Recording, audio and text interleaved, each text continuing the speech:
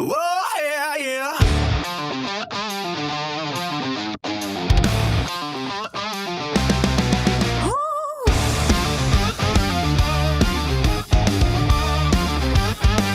The time is here for WN365 Live. Oh, and then the crew bring news alive. From WWE to AEW Pride, we cover all the fights tonight. The rumors swirl, the stories grow, the action heats up, don't be slow. WN365, we bring the show. Every punch, every high and low. From the ring to the road we go. WN365, we steal the glow.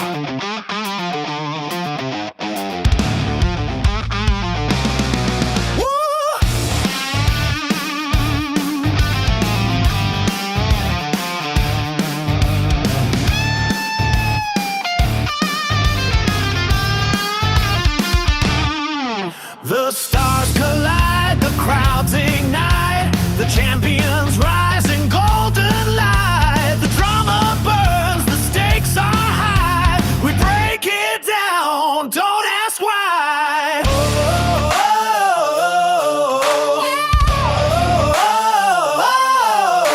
The rumors swirl, the stories glow, the action heats up, don't be slow. WN365, we bring the show. Every punch, every high and low. From the ring to the road we go. WN365, we steal the glow.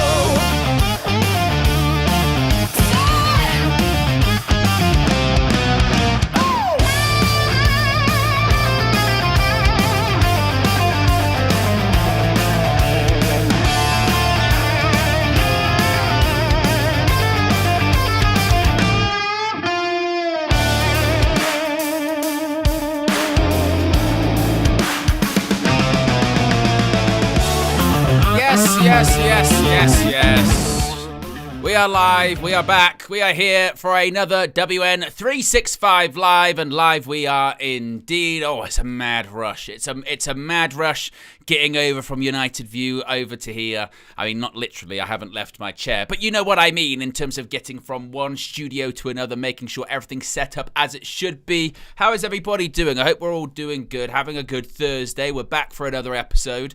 Be sure to smash a like on the like button. Be sure to subscribe to Wrestle News 365. Indeed, if you are new, as always, TTS is on the super chats, and for new members this evening, if you do become a member, you get added to the WN365 roster. Appreciation, there are 3 tiers: there's developmental, main roster, and Hall of Fame.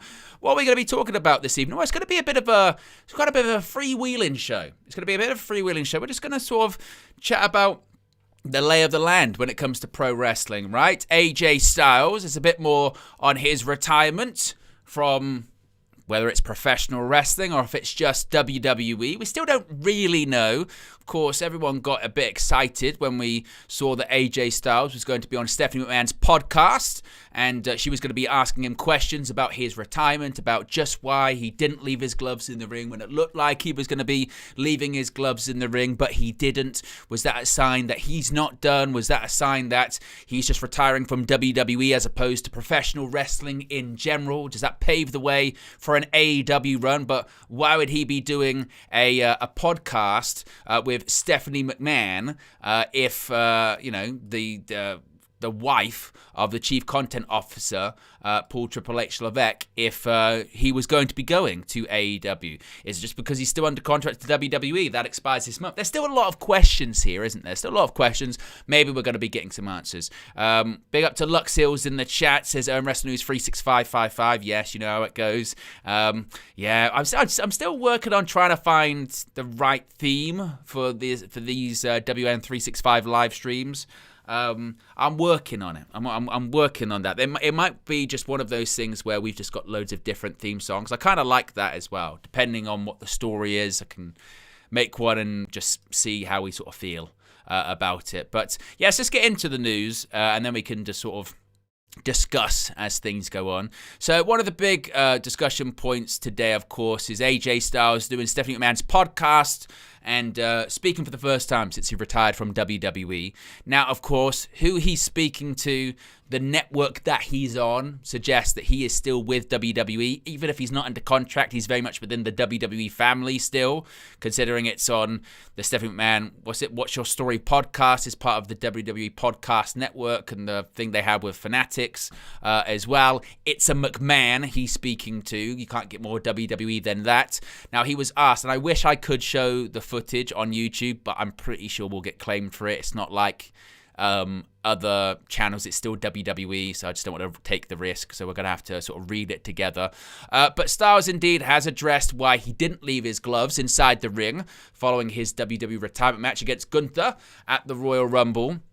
Now, although Styles was publicly adamant about his intention to retire in 2026 throughout last year, his actions immediately after his loss on January 31st seemingly suggested that the Phenomenal One could potentially still have some more gas left in the tank after all. After the loss, Styles was receiving adulation from the crowd. Styles went to place his gloves in the middle of the ring, a symbol of his retirement. We've seen that before. Cena left. Did Cena leave his sneakers in the ring, as well as, I think, some wristbands or whatever, I think. Of course, The Undertaker famously took off his hat and his gloves and put them in the ring, only for them to get shocked by lightning when he returned next year, the following year at WrestleMania.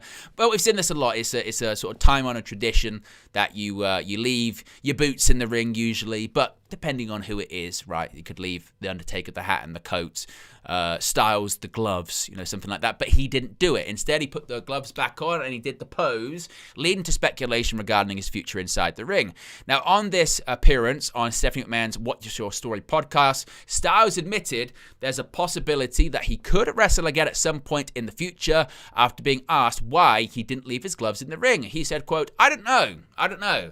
Never say never, that's the saying, right? I think everybody's allowed at least one coming out of retirement. I'm not saying I will do it anytime soon. What if my son wrestles? The opportunity to tag with him once. You never know. There'll be a time when the gloves never go back on, and it may be now, but we'll see. Now, Triple H and Peter Rosenberg, they said that they'd spoken to Styles. Rosenberg actually said, something along the lines of, well, I spoke to him and he was adamant this was it. He's definitely done. And Rosenberg got some criticism for that, myself included, saying I thought it was a bit of nasty work. Styles being kind of painted or pushed into a corner. If he did go back on that and wrestled elsewhere, that makes him a sellout and, this, that, and the other. We know how wrestling fans can be when it comes to the tribalism and what have you. So the question is AJ Styles really done? And honestly, after seeing, parts of the podcast and after seeing him speak, I'm still just as confused when it comes to all of this. I lean towards I think he's done. I don't think he ends up going to AEW. If I had to choose today, I don't think so. I've always felt that ever since AJ landed in WWE a decade ago, he's been very, very clear and transparent about being, a WWE guy, hasn't he? Talking about wanting to retire in WWE. He had the option to go to AEW in 2019, along with the Good Brothers, reunite with the Elite, face off against them in that first episode that was meant to be from Madison Square Garden. I think AEW really thought they were going to get him too, but WWE gave him a big offer. And on top of that, not only just a big offer, but it's where he wanted to be. AJ Styles has always had this mindset, which I get, of everything he did in his career was to get to WWE. That's how he kind of viewed it, right? He was in WCW for a hot second, then they shut down, and as he points out, he never actually got a contract offer from WWE. So he goes out back on the indies. TNA, I think he's the first person under contract. TNA, huge success there. But always he did have this desire to go to WWE. And after a while, it was just maybe thought, well, I'm just not going to go because I'm a TNA guy, I guess. I guess that's not my thing. But after years of trying to make it there, he does, and he's successful, and he wins over people that didn't believe in him. It's not like he was brought in and Vince McMahon's idea straight away was to push him to the moon. I think it was a case of bringing him in and see what all the fuss is about, but then he wins over Vince McMahon, and the rest is history. So I think he maybe will have the same thing that every pro wrestler has when they retire, which is the itch. And it came across to me that just he thinks that he's done, but you never know, because as long as you're, and this is the problem I suppose with wrestlers, as long as you're physically able to do it, there's always going to be that thing in the back of your head that goes, well, maybe.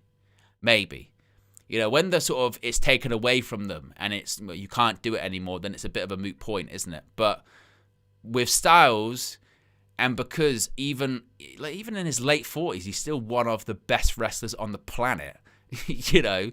So let's say in a couple of years' time, you know, just before he turns 50, he goes, you know what, actually, I think I might have another match. What, is AJ Styles going to be washed by that point? No, the guy can still do a springboard 450, and he's nearly 50. You know, it's ridiculous. So I'm still very much, I don't know. I don't know if he'll ever wrestle again.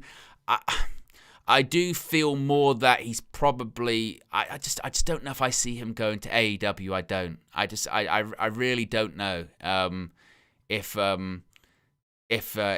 he's going to go to AEW. I feel like no, but this again, it's pro wrestling. You never know with these things. I put the video out earlier on, if you guys have checked it out or not, which was the sort of 5 opponents for AJ Styles in AEW, and some of them would be amazing if they could happen. Or when I was doing the research for the video, you've got names like AJ Styles versus Kenny Omega. It's only happened once, and it was like 20 years ago in a bar in Winnipeg, Manitoba, Canada. You know, apart from that, they've only ever shared the ring one other time, which was in a tag team match. They teamed up against Chaos. It was AJ Styles and Kenny Omega versus Shinsuke Nakamura, and I forget who his tag team partner was. And I think like 2 weeks later, he signs for WWE and debuts at the Rumble. So we never got AJ Styles versus Kenny Omega. And granted, neither of them are at their peak at the moment, but that just feels like a match that should have happened at some point, considering they were in the same circles for quite some time. And the fact that we never got Kenny Omega versus AJ Styles is just kind of sad, isn't it, really? And the same goes for Will Ospreay. They faced off twice. It's over a decade since they last did it, because, of course, AJ's been with WWE for a decade, but I think it was 2015, Rev Pro. Ospreay's a completely different wrestler at this point. We've, of course, never had AJ Styles versus MJF, which would be a really exciting match. There are all of these matches and opponents for AJ in AEW if he wanted to do that, but I don't know. I just don't get the impression maybe that's something that he genuinely really wants. The only thing I think that can maybe change that is money, and Tony Khan has it. If Tony Khan wanted to do it and he's able to make AJ Styles an offer, then you feel like he will. He will make AJ Styles an offer. It's just a case, I suppose. Will it ever get to that point though? Because even if someone retires, they can still be under contract to WWE, right? John Cena's just proved that, where he says he just signed a new deal, an ambassadorial deal. Whether Styles goes into like a Legends contract or he becomes a trainer, or sometimes when people retire, they just kind of want to wait for a couple of months. Shawn Michaels, of course, he retires in 2010, and he doesn't really get into the NXT stuff until, gosh, I'm just trying to think when Shawn Michaels really started doing the NXT stuff. That would have been, like, he was helping with Triple H in sort of 2018-ish, 2017, like around that time he started working. So he was just doing the, occasional WWE appearances for like 5-6 years. 5, 6, 7 years, something like that. Because if you recall, people could forget this with Shawn Michaels too. After Shawn Michaels retired, basically he would come to TV occasionally, a couple of times a year, dressed up in his hunting gear. He was this sort of bear man. He would come out with a giant beard, in these giant snakeskin cowboy boots, wearing some kind of sort of hunting t-shirt. He had a hunting TV show. They took people hunting on, That was the Shawn Michaels. It was kind of remarkable. Now he's the head of NXT with this big senior position. And he was also the Heartbreak Kid in the 1990s and 2000s. What a life that man has had. So with AJ, I think everything's still on the table. As far as a possible move to AEW or anything like that. Tony Khan was asked about it. I don't know if you guys saw these comments by him, which wasn't really, anything too big. It wasn't surprising. Of course, Tony Khan, it says here, was asked about Styles when he sat down on the Battleground podcast earlier this week. However, the topic of Styles coming to AEW was never broached, with Khan instead talking about Styles' overall career and where he feels Styles stands among the all-time greats. He said, "I'm a huge fan of AJ Styles. I think he's incredible. He's had some great matches all over the world. We were just talking about Ring of Honor. He did some incredible things in ROH that are part of our library, and also with our partners New Japan Pro Wrestling. He was involved in some of the all-time greatest matches. His match with Minoru Suzuki is one of my all-time favorite matches, and he's had great matches with multiple companies all over the world.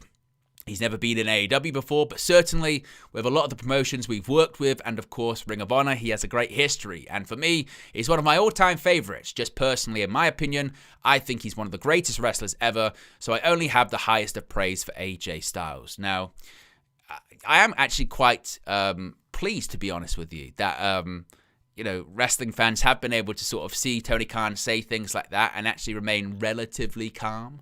That doesn't really mean anything. It's just Tony Khan singing the praises of, he's right, one of the greatest wrestlers of the last generation, right? When you think about the best wrestlers of the last 25 years, which is AJ's run, one of the best. Easy. It's just without question, isn't it? And Triple H, maybe a lot of the things he says is, questionable, particularly on those PLE post shows. He says a lot of stuff which you kind of roll your eyes at a little bit.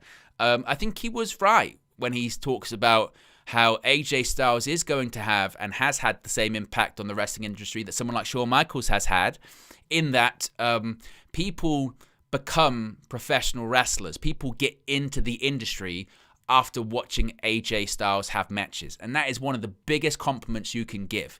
You have people like Shawn Michaels, people like Bret Hart, that people watched in the 90s and go, I need to do that because I want to be that good at that. And that is amazing. AJ Styles is the same. He's already done it. When you talk about Will Ospreay, for example, is on record saying, I became a professional wrestler because in the UK, there was the Wrestling Channel on Sky. If you know, you know. It was. I just so wish something like that existed today, whereby it was a channel of pro wrestling on, and it was such an eclectic mix. Not really anything super mainstream.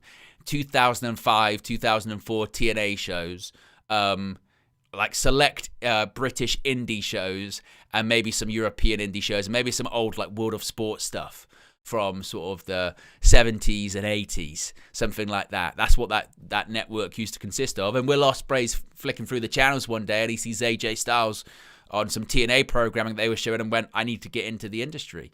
And that's one of the best wrestlers around at the moment, in Will Ospreay, right? That's the impact, no pun intended, that AJ Styles has had on the industry. So yeah, he absolutely will have that mark on it. I suppose just selfishly, we just wish that we could maybe get more of it. And when he says 2026, we're saying, well, when in 2026 are you done? Because we're still quite early on in the year, right? So maybe he's not done just yet. Maybe not. Now, as far as him talking about his retirement, obviously, like I said, can't really show the Stephanie McMahon podcast, which is annoying, but we can watch him talking about his WWE debut at the Royal Rumble in 2016. Of course, now particularly that his career at WWE is complete, we can reflect on when it started. Here's him talking about it. Are you at like a crossroads here? Like, do you have the option to go back to TNA or the option to go to WWE?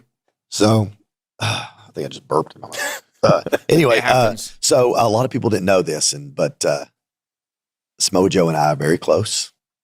They know that, but they didn't. Maybe go back to maybe go to AEW and one more match. You know what I mean, with Joe potentially. Maybe you never know. Know that I knew that someone may have talked to Shinsuke Nakamura, and we're still in New Japan. Joe tells me, Shinsuke's leaving. I was like, really? Shinsuke's the number 2 guy there by far. Tanahashi. That was a real surprising one at the time. Knowing that the Good Brothers were possibly leaving, and AJ was leaving, and he might be going to WWE. That was, and to be fair, even them signing AJ at the time was a big deal because it always felt like, no, he'll never end up going to WWE because he's older. And at that time as well, he had a bad back, and there was a feeling of maybe physically he can't do it, to the level, and maybe it's just too late at this point. But Nakamura, that was the real surprising one because you just didn't get that. You just didn't. You didn't get that at the time. You didn't get sort of the homegrown Japanese stars leaving for WWE, the big stars. And also, it's New Japan. It's not like it is now. New Japan's been really hurt over the last few years when it comes to, you can probably actually trace it back to around 2016. New Japan was red hot, sort of 2013 to let's say 2018-ish, in and around that time period. New Japan, that's the number 2 pro wrestling company in the world at that point. With Ring of Honor probably being a third, and they were partners as well. This idea that TNA was the number 2 promotion until AEW came around is just not true. TNA kind of stopped being the number 2 promotion after they left Spike. After they left Spike in 2014, I think it was, they were not, what Ring of Honor and what New Japan were at that period of time. And so New Japan's red hot, huge stars there. Shinsuke Nakamura is a massive star. And to hear that he was leaving and going to WWE, that was a big, big surprise. And that's kind of what Styles is conveying here, certainly. Tanahashi, Shin. So I was like, I talked to the boys. I go, I think it's time to pack up. I think we may have peaked if Shinsuke's leaving. Mm-hmm. And then we started, I think TNA kind of hit me up. And I go, well, what about Gallows and Anderson? And we started talking. We had a meeting with them. They wanted us to sign something, I think we may have signed something to say that it couldn't hold us to anything. It was just saying that we agreed to pay this much. What's the point of signing it? And then during that time, Terry Taylor, who I'm close with, kind of hits me up and just see how I was doing. And I shot him a picture because I was holding my dog. Terry Taylor, by the way, former wrestler, for those that don't know, obviously a really great talent.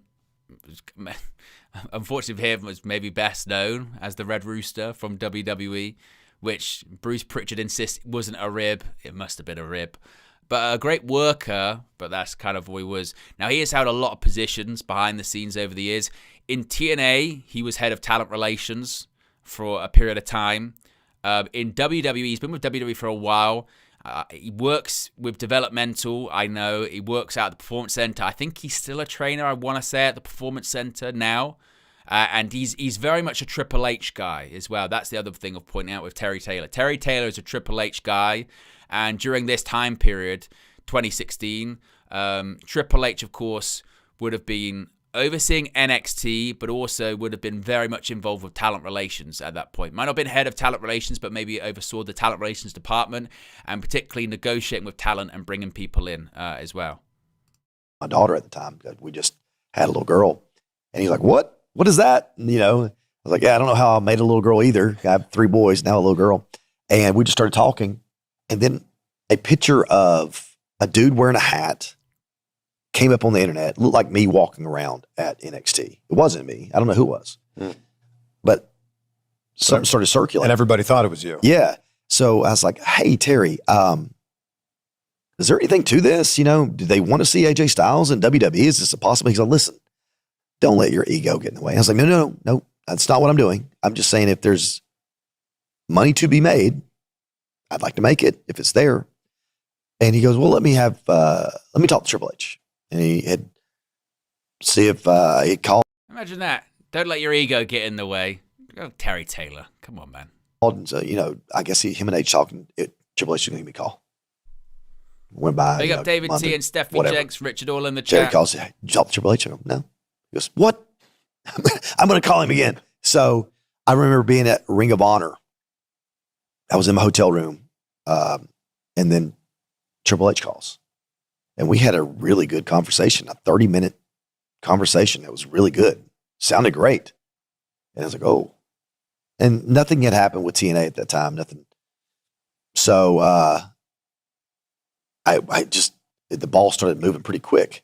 I told him. That's incredible, isn't it, as well? So TNA have had conversations with Gallows and Anderson and AJ Styles at that point. They've gotten signatures, but no commitments, just if you were to come in, this is what we pay you. And basically, when you listen to what Styles is saying here, he's basically sort of going, look, I was going to go back to TNA if WWE didn't want me / us, effectively. But I needed to know first if there was interest. And during this time, he still hasn't really heard anything from TNA. If TNA really means business back then, you lock him down. You're in the room with AJ Styles, you know?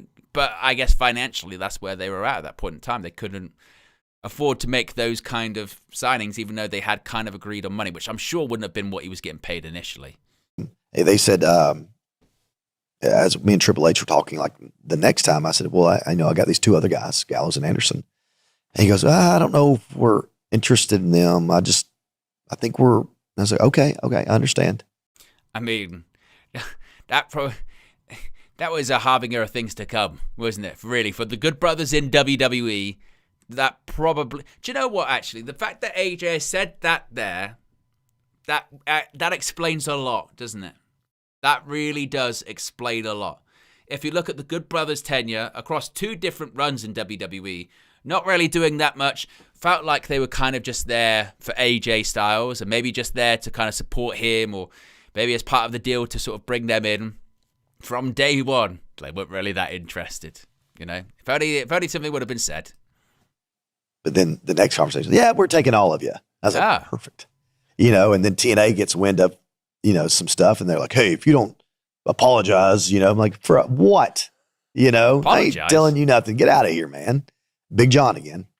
So, yeah, everything worked out, and the ball started rolling. A lot of people have a lot of bad stories about him. Really quick. And this, I don't know if this story's been told, but when we decided that we are going to WWE, me, Gallows, and Anderson,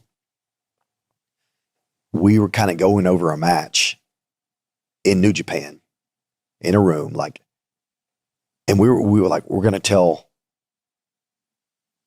them together that we're going to do this. And I looked over, and Carl is talking to Ghetto, like, you're like, what is he doing?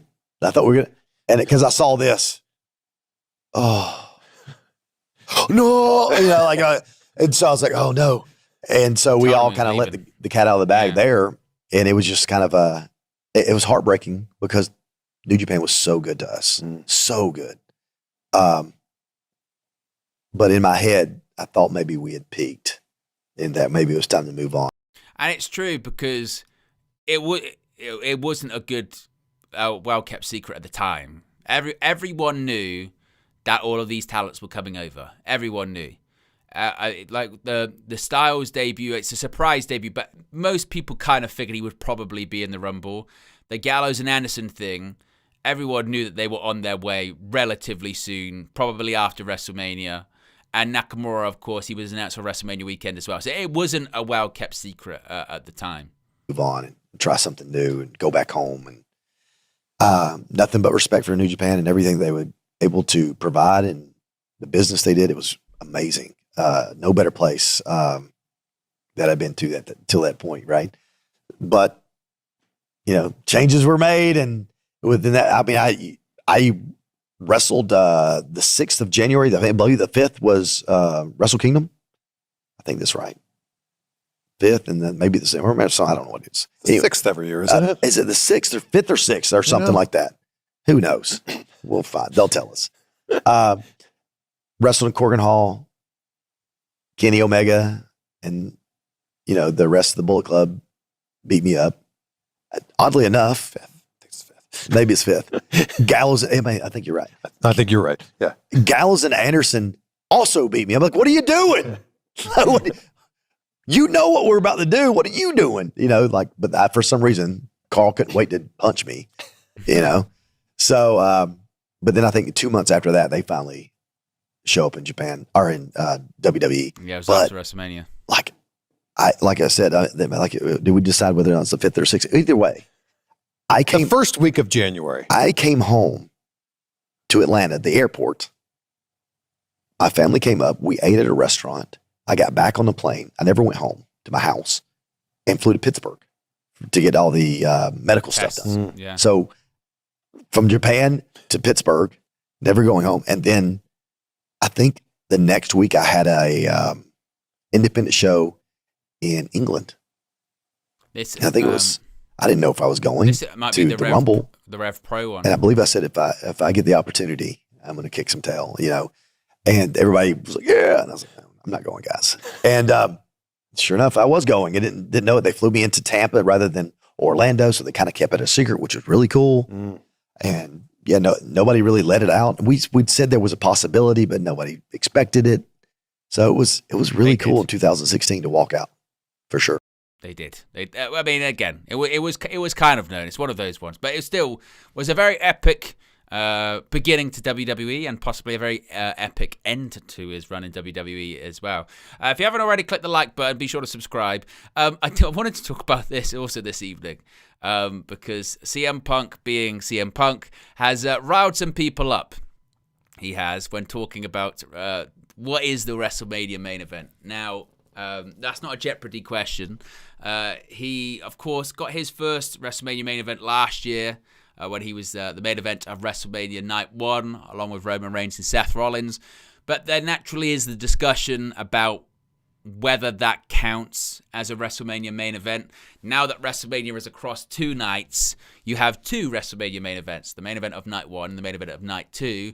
But there is this kind of debate of, well, yes, you can be the main event of Night 1, but that's not the true main event of WrestleMania. The main event is what closes out Night 2. That's what ends the show on the Sunday. That's the real WrestleMania main event. And Punk's kind of pushed back on that, even though in a promo in the past he had said something different, right? So, as the article says from Fightful, in 2025, CM Punk accomplished his lifelong goal and headlined Night 1 of WrestleMania 41. Excuse me, that's a typo, Fightful. There were a handful of detractors that tried to diminish Punk's achievements, saying that it didn't count because it didn't take place on the second night of the show. Speaking with GQ Sports for a new interview, Punk admitted they'd like to headline the second night of Mania before dismissing the criticism surrounding his recent main event. He said, quote, I mean, just because it's there, probably a Night 2 main event, honestly, I don't differentiate between the 2 nights. I think that's just a way for people who are sad about their own lives to try and diminish something. I mean, Rock did a Night 1, Stone Cold Steve Austin did a Night 1. Who am I to say that's not a main event? That's just silly semantics to try and hate on somebody that you don't like for whatever reason. Now, he also spoke about how, he said in his promo a while ago about it, and people got very upset about that, and he said those are the easiest people to work, which is true, by the way, which is true. Like, people kind of forget that just because something is said in a pro wrestling promo does not make it true. Sometimes people will say things just to get a pop out of the crowd, even if they don't believe it.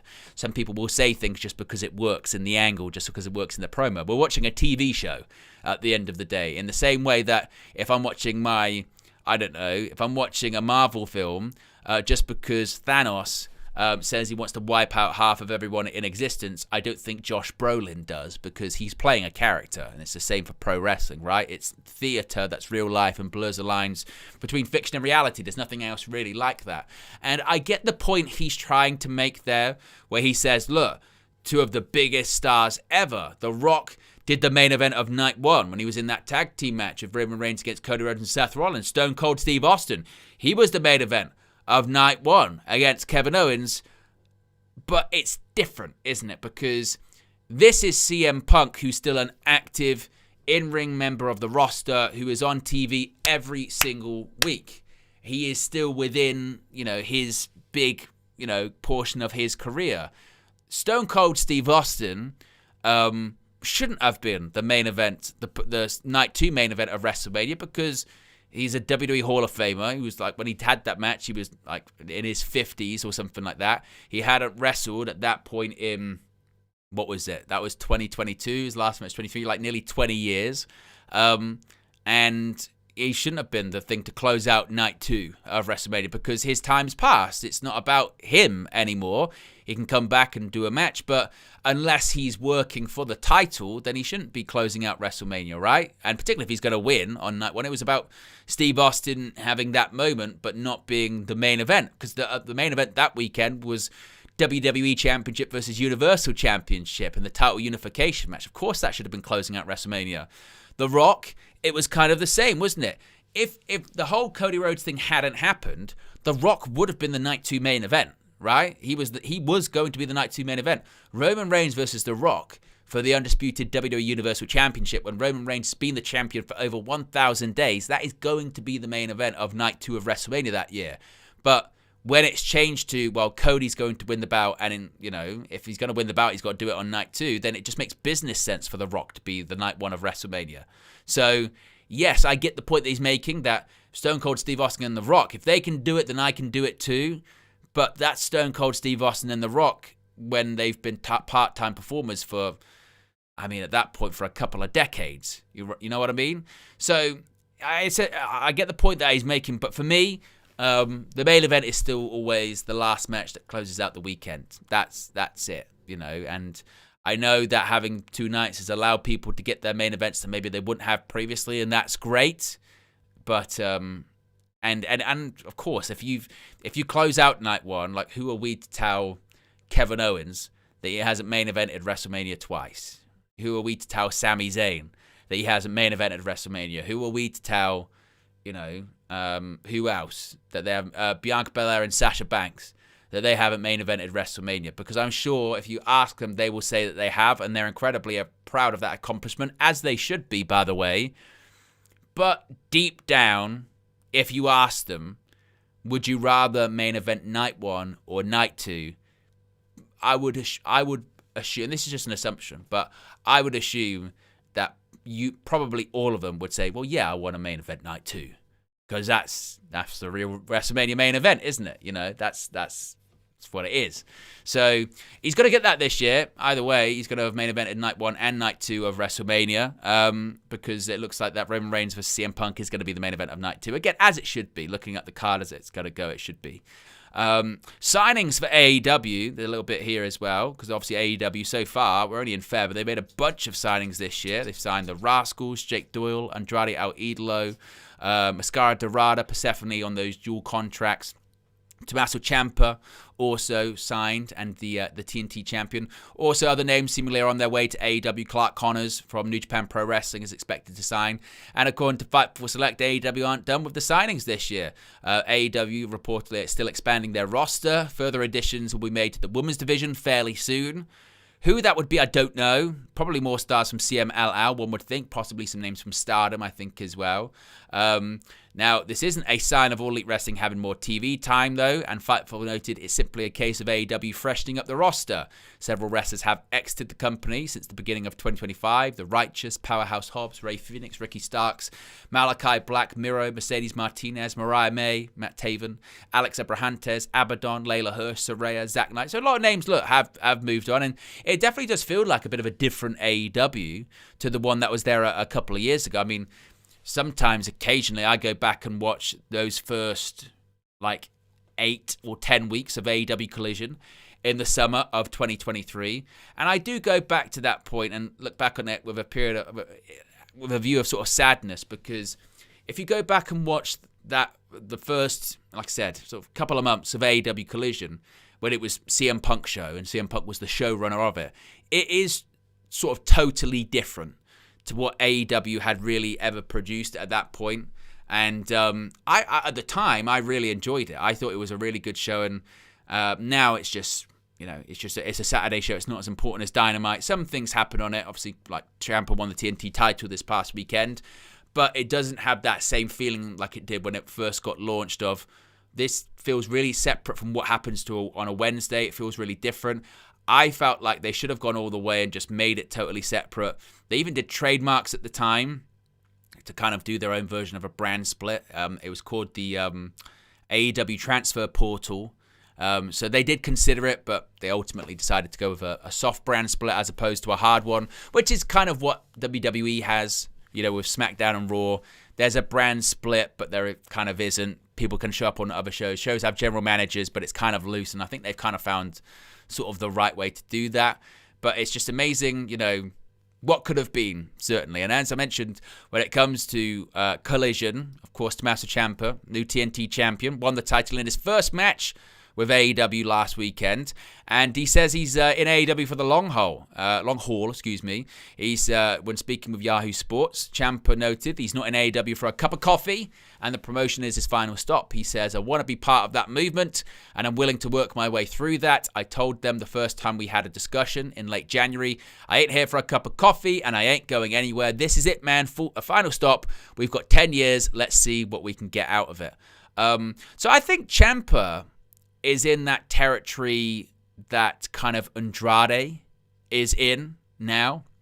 Of course, Andrade beats Kenny Omega last night on Dynamite, and that was a bit of a shock to people. And he's set to face Hangman at Grand Slam Australia in that number one contenders match for the AEW World Championship. And whilst I think it might be MJF versus Hangman, they did that a couple of times last year, and I'm kind of quite curious about MJF versus Andrade, but as a heel versus heel match, I don't know how that would work, so it might end up being Hangman. I'm a bit disappointed that it's not going to be MJF versus Kenny Omega. I hope they can still get back to that somehow, because I feel like that's the real main event of AEW Revolution, but now it feels like maybe they're not going in that direction, which is unfortunate. But Andrade, I think, is the same feeling as Ciampa, and Andrade's maybe experienced it even more so. And I think some of the talents in WWE are experiencing this now. There was a group of people that left WWE in 2020, 2021, and 2022 because they were fed up, they were unhappy with creative, they were unhappy with how they were being used. They saw this new company being formed in AEW. They saw that it was having success and talent was leaving WWE and going to AEW and having some success. They saw people like the late Mr. Brody Lee, who was successful there. They saw John Moxley and others go there and have success, and they thought, you know what, I can be treated the way I should be treated, and I can have some creative freedom there, and I can prove people how good I am. I'm going to go there. I'm going to be the world champion or something, and people are going to see how great I am. And they go over to AEW, and it's not necessarily what they thought it was going to be. They end up in a bit of a similar position that they were in WWE, sort of mid-card, upper mid-card. Some names break through, some names don't, as how it works in wrestling. And then during that time, Triple H takes over creative in WWE, and then there's the feeling of, right, the guy who booked me the best during my time in WWE, in NXT, people like Aleister Black, NXT champion, people like Andrade, NXT champion, think, I need to go back to WWE. Triple H is in control. He knows how to book me. I get on with Paul Levesque. I'm going to go back to WWE. I'm going to make serious money. I'm going to be in the main event. Look how they treated Cody. I'm laughing here. This is what I'm going to do. I'm going back to WWE. And then I think they realized, and Andrade is definitely one of these people, the grass isn't always greener. And being successful in NXT is completely different to being successful on the main roster because there's just more stars. There's more stars on the main roster. There's bigger stars on the main roster. And you have to remember when they had their success in NXT, people moved on from NXT and went to the main roster, which opened up the space for them to get up the card and become NXT champion.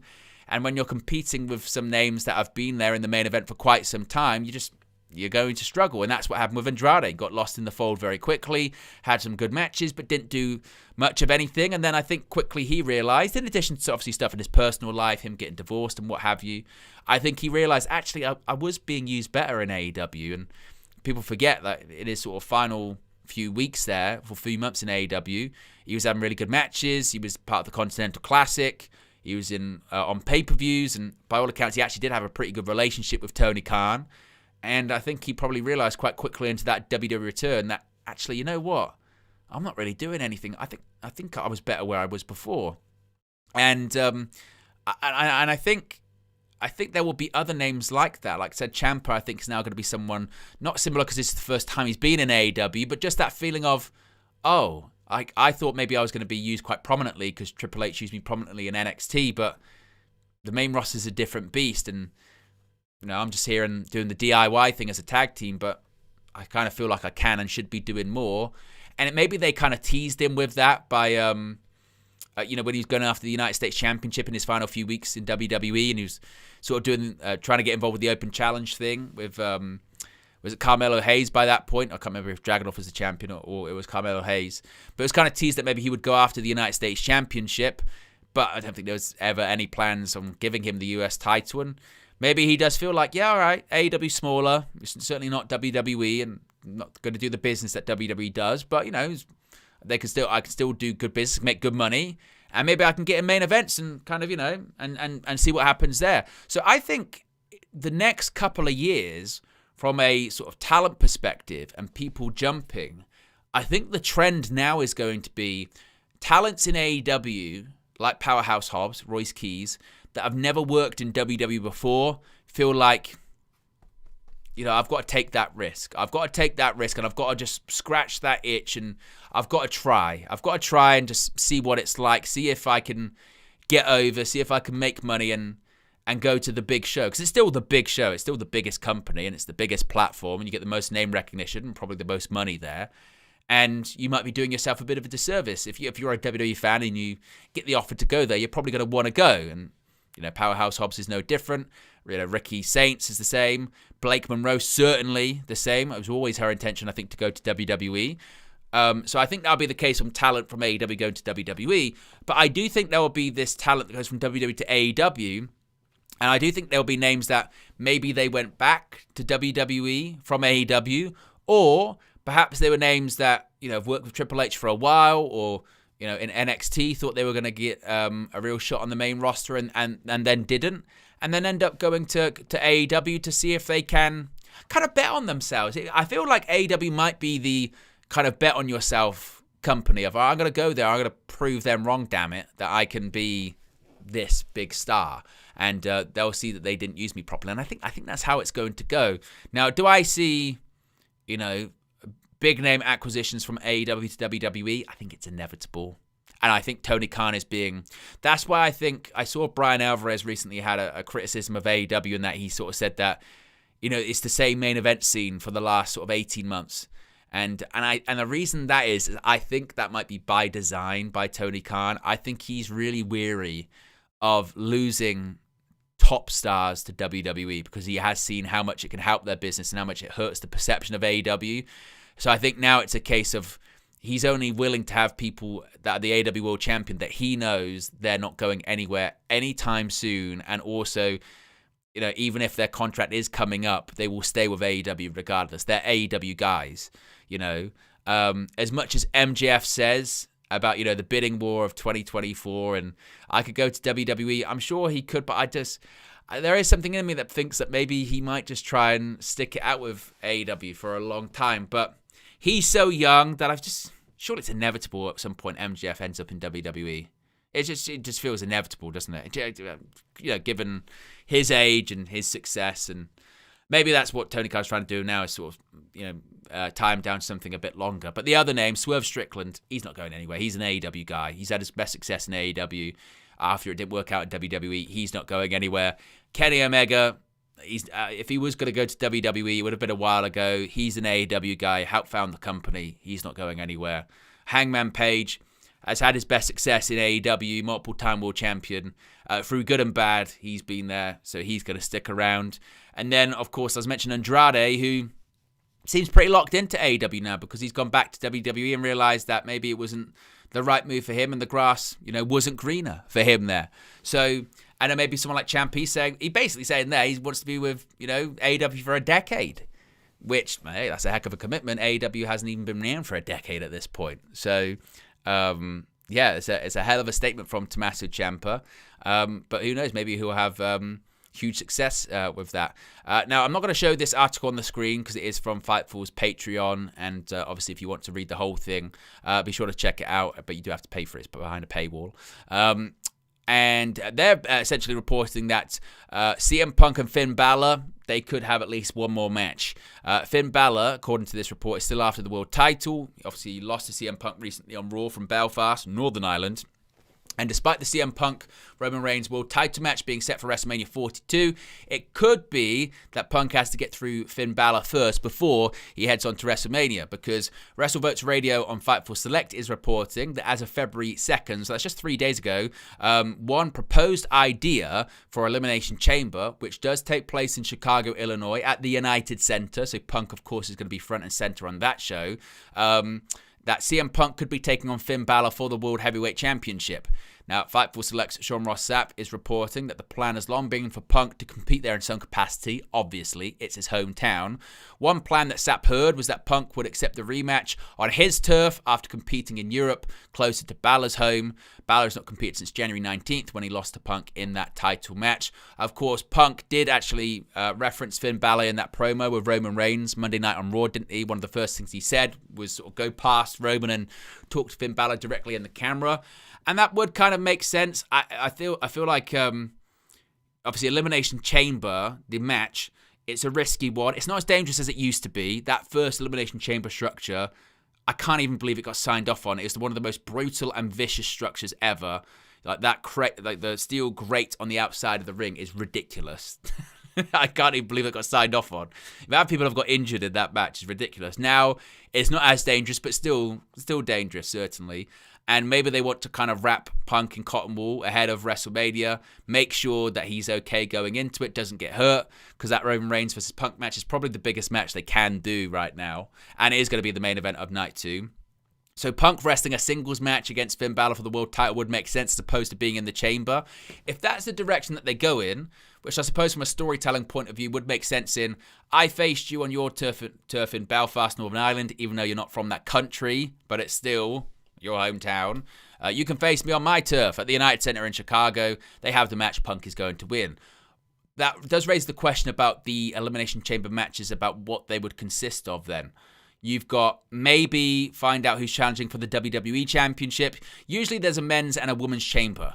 So perhaps it's just the 2 chamber matches, one to determine who's challenging for the WWE Championship and the other to determine who's challenging for the WWE Women's Championship. Because I think most likely it's Liv Morgan challenging Stephanie Vaquer for the Women's World title, and then maybe whoever wins the chamber match faces Jade Cargill and Drew McIntyre, respectively. But I still do think the WWE Championship match is going to be a triple threat. I still think that's probably going to be the case.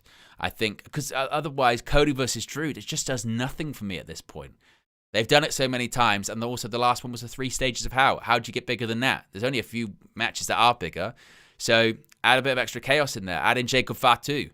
And also get, whenever it was WrestleMania and Cena was in a title match, and you sort of went, wow, Cena's going to probably win the belt at WrestleMania. Like, I remember WrestleMania 25, it was Edge, Big Show, Cena. You go, well, Cena's going to win. WrestleMania 26, Cena, Batista. You go, well, Cena's going to win. Cena won. WrestleMania 27, it was a shock he didn't win against The Miz. That was a massive shock. WrestleMania 29's in a title match, he wins. I think that's going to be the case with Cody, whereas more often than not, if he's in a title match at WrestleMania, he wins. It's not always been the case, I guess. 39, was in that title match, lost. 40, won. 41, lost. So by the pattern, that would suggest 42 is going to be a win, maybe. Either way, look, we're going to find out closer to the time. We're on WrestleMania season. We'll have full coverage of it with watch-alongs, post-shows, streams like this, and everything else in between. So it's going to be a lot of fun. Anyway, guys, that's your Wrestle News 365. WN 365 live for the evening on Thursday. When are we going to be live again next? I think I'll be live Sunday, but that is up in the air. Initially, it was going to be Saturday, but Saturday I've got United View in the morning into the afternoon, and then in the evening I've got to get more dentist work done. My teeth since last year have been a disaster. So I've got to get them fixed. Yet another, work done.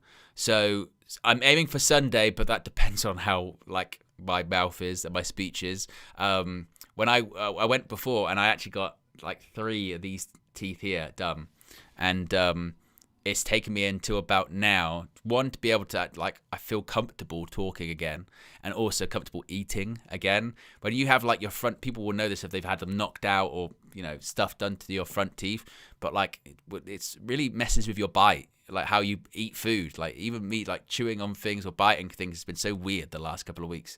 And I'm assuming that's probably going to be the same, maybe worse with the bottom teeth because they're getting sorted. So I was quite paranoid that I was talking with like a lisp as well because I was struggling to kind of get my tongue around them. So yes, long story short, depends. Sunday depends. So we'll see.